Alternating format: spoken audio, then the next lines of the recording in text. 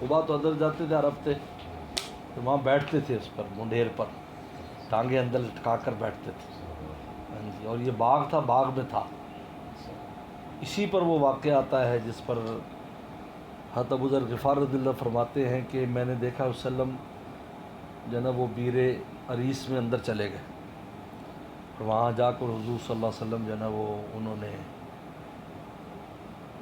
کنارے اس پر بیٹھ گئے اندر ٹانگیں لٹکا کر منڈیر سے اندر۔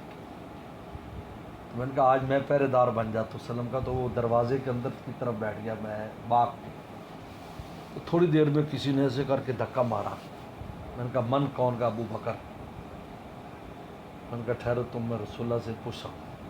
آپ اکیلے بیٹھے تھے، کچھ سوچ رہے تھے، آپ جا کر سلام کیا اور سلام کر کے کہا کہ حضرت ابو بکر آئے اور میں اجازت دیتا ہوں۔ تھوڑی دیر میں پھر زور سے کسی نے ہلایا، کون؟ کہا کہ عمر۔ انہوں نے کہا کہ ٹھہرو میں اجازت لے لوں، پھر وہ آ گئے۔ تھوڑی دیر پھر کسی نے لایا، ان کا کون؟ کہا کہ عثمان۔ ان کا ٹھہر میں اجازت لے لوں۔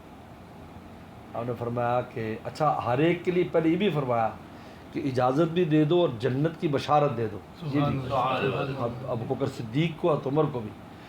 تو فرمایا کہ اس کو اجازت دے دو، جنت کی بشارت دے دو، لیکن ایک ابتلا کے بعد ایک مشکل ان پر آئے گی، عثمان کو یہ کہا۔ اسی طرح پیغام نقل کر دیا۔ تو منڈیر کے یوں وہ چورس بھی منڈیریں بنتی تھی، تو پھر وہ سامنے عثمان غنی بیٹھ گئے اور اس طرف یہ۔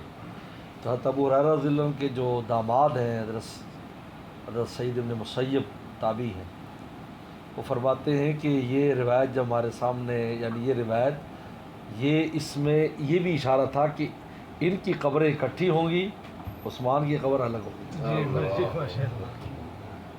سامنے۔ تو یہاں تو عثمان غنی بعد میں پھر آیا کرتے تھے، جب وہ یہ سب حضرات دنیا سے چلے گئے تو عثمان غنی خلیفہ بن گئے تو اسی کنویں پر آ کر بیٹھا کرتے تھے اسی طرح، اور وہ وقت کو یاد کرتے تھے۔ تو وہاں وہ انگوٹھی سے ایسے ہاتھ سے نکال کر نا ایسے انگوٹھی کو کر رہے تھے تو وہ بیچ میں گر گئی۔ یہ وہ انگوٹھی تھی وسلم کی جو ختم نبوت کی انگوٹھی تھی، یہ سیدنا صدیق اکبر کے پاس رہی، پھر عمر کے پاس رہی، بڑی برکت والی چیز تھی، خاص اس میں بڑی برکات تھی۔ وہ گر گئی، گرنے کے بعد کہتے 3 دفعہ پورا کنواں خالی کرایا، کیچڑ بھی نکلوا لیا، لیکن وہ نہیں ملی۔ بس اس کے بعد امتحانات شروع ہو گئے اور مسائل شروع ہو گئے، بڑی اس میں خاص قسم کی کوئی حفاظت کا نظام تھا۔ تو یہ بیر عریس ہے، ابھی انہوں نے بند تو کیا وہ اوپر سے، لیکن اب امید ہے مستقبل میں کہ اس کو بھی کھول دیں گے۔ اس کا پانی بہت شیریں، وسلم پانی بھی پیتے تھے اور وہ اوپر بیٹھتے تھے آ کر۔ تو باغ تھا، باغ میں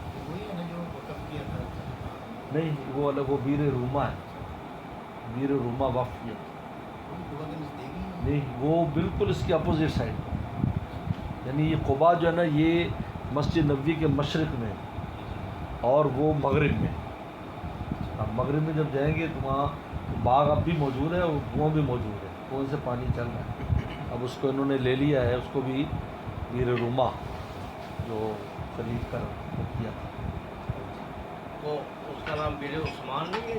وہ بیر عثمان تو بعد میں رکھا، اصل پرانا نام بیر روما ہے۔ پہلے بیر روما ہے۔ جب عثمان غنی خرید لیا تو پھر پہلے آدھا خریدا تھا وہ یہودی سے، پھر لوگ وہ بیچتا تھا اور آپ نے اپنے دن والا حصہ مفت رکھا تھا، پھر وہ کاروبار ہی اس کا ٹھپ ہو گیا، کیونکہ لوگ کہتے چلو اگلے دن بھر لیں گے، اگلے دن بھر لیں گے۔ تو پھر اس نے کہا کہ یار باقی بھی آدھا خرید لیتا ہوں، پھر پورا خرید لیا۔ پہلے 12,000 کا دیا، دوبارہ 8,000 کا دے دیا، پھر پورا وقف کر دیا۔ اس وسلم نے میں اپنے لیے جنت واجب کر لی عثمان غنی۔ وہ باغ بھی اب تک ہے اور وہ وقف، باغ کی کھجوریں بھی چل رہی ہیں، اور عثمان غنی کا رضی اللہ تعالیٰ عنہ کا حساب بھی موجود ہے بینک میں کھاتا ہے تو عثمان غنی کے نام پہ، اور بلڈنگ بھی ہے، بلڈنگ میں نے دیکھی ہے، اس دفعہ بھی دیکھی، وہ جو مرکزیہ کے بالکل آخری لائن میں وقف عثمان ابن عفان رضی اللہ لکھا ہوا ہے، وقف اب بھی، تو وہ ان کے اوقاف ہے، وہ ابھی تک چل رہے ہیں، مین کے اوپر ہی ہے یا مین پر وہی से वहाँ जो है वो कम जाने देते हैं। अब खोल दी, अब हर जगह खोल दी, अच्छा, मुतवफ़र तो कर दी। मैं तो जब गया था ना जी तो ऐसी तरतीब बना रहे हैं कि जैसे कुआं है उसको जालियों बंद कर देते हैं और उसमें से मशीन लगा के अलग से पानी का निज़ाम ये बनाना चाह रहे हैं हर जगह, अच्छा ताकि तकलीफ भी ना हो और कोई ना कोई बीच में गिर जाए। हैं? गन भी डालते हैं, ये कर रहे हैं। अभी ये जो 2 कुएँ हैं, कुएँ बंद हैं जालियों में, पानी नीचे से वो लगी हुई है मशीन, वो खींच रही मोटर, उधर बेहतरीन टूटियाँ हैं, ठंडा पानी मशीन के जरिए हो रहा है।